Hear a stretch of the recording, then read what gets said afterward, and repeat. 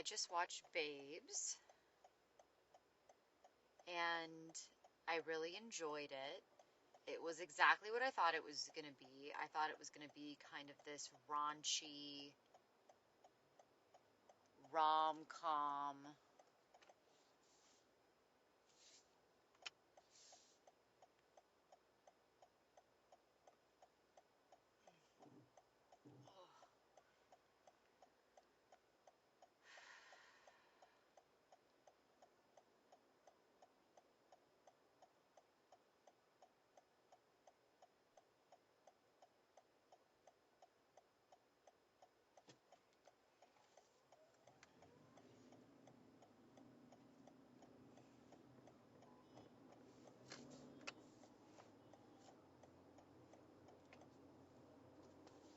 I just saw Babes.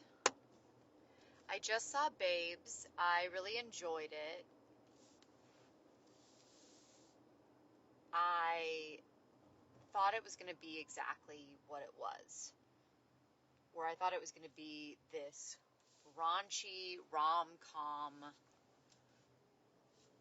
almost like this raunchy like friendship rom-com, specifically about like growing up and being pregnant and what happens to relationships with your friends and things like that, which is exactly what it was like. And I thought it was very funny, but let's just put it this way. I thought it was very funny written.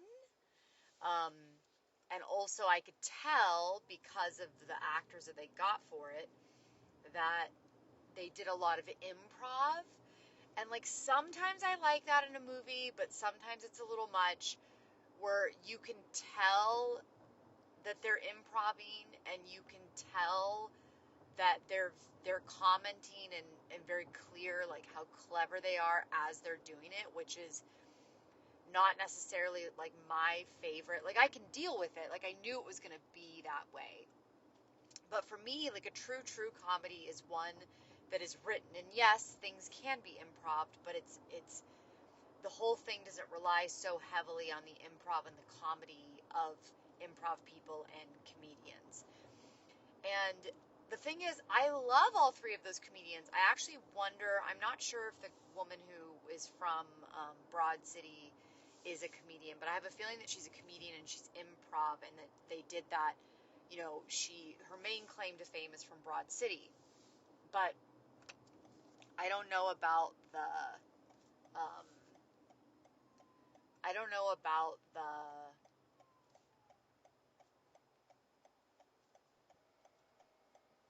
I'm going to hold to say this.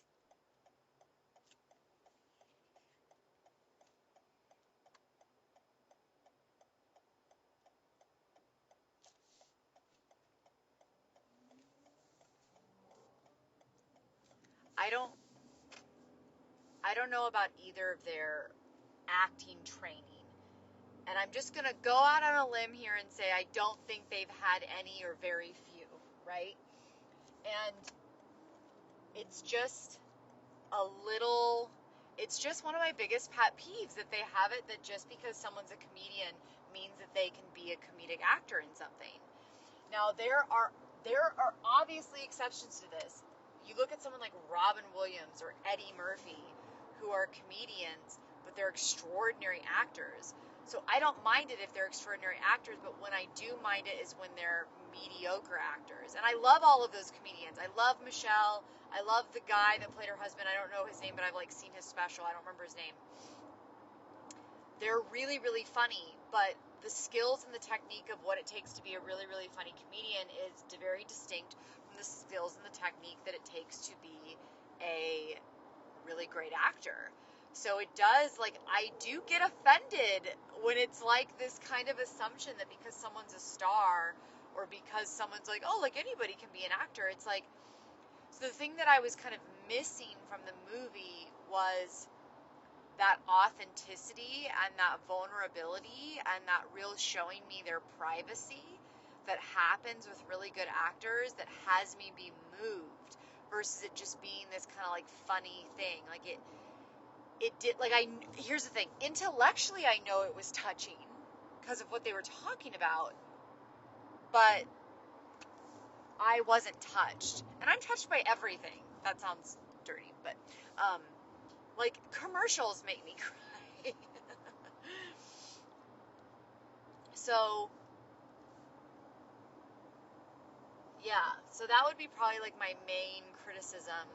And I get it, like the arc was supposed to be her growing up and then her the Michelle character compromising a little bit, but it didn't feel like their characters grew that much. So I'm just looking in terms of like screenplay and like structure wise.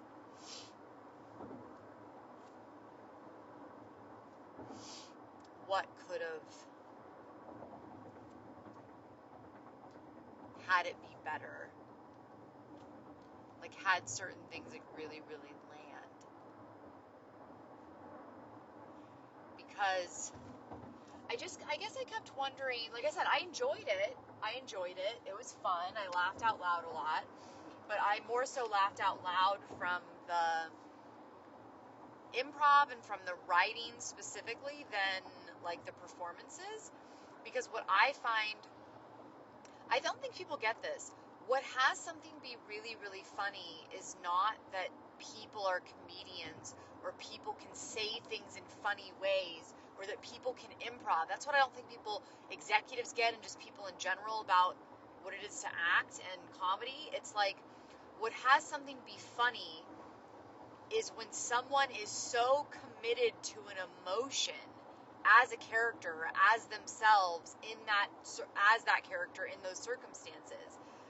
It's like, if you watch really, really good comedic performances, that's what has them be so hilarious. So that's what I was missing.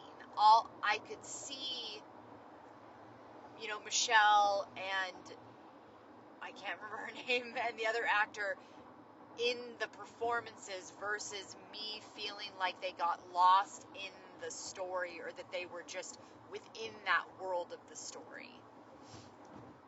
So I don't know what could have made it better. I thought their chemistry was really good. Like I said, I really like both of those people. I just wish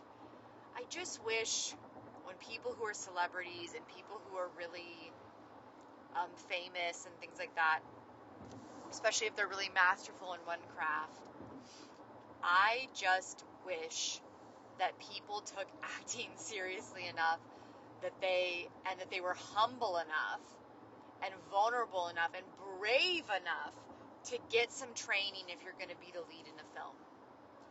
And this is coming, like, I look at for myself and like what it took for me to do stand-up comedy last year, and like all that I learned, and still how humbled I am, and like say I was given some extraordinary, say I like made it as an actor, right? And I was then, but I hadn't been doing stand-up for a long time or very much.